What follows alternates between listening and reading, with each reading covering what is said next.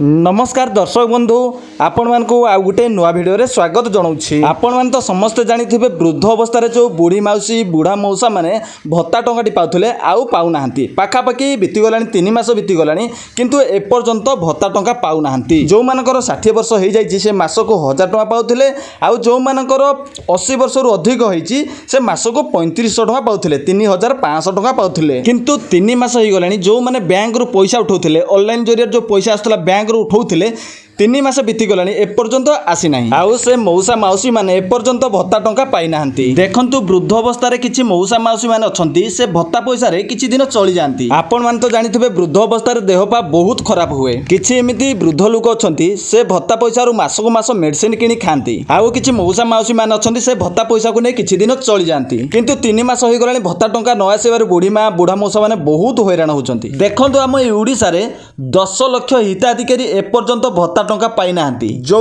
भत्ता हिताधिकारी माने पाई नाहंती से एका बेलको 3 मासर टंका पाइबे आउ जो मानकर 80 वर्ष हो जाइछि मासको 3500 टंका भत्ता पाउथिले सही माने एका बेलको 10500 टंका भत्ता पाइबे एका बेलको 3 मासर 10500 टंका भत्ता पाइबे। ए नै कि आम मुख्यमंत्री मोहन चरण माझी गतकाली घोषणा करिसंती खूब शीघ्र ऑनलाइन रे पाउथबा भत्ता हिताधिकारी मानकू 3 मासर टंका मिली जिवो। ए नै कि आम ओडिसार मुख्यमंत्री मोहन चरण माझी गतकाली घोषणा करिसंती।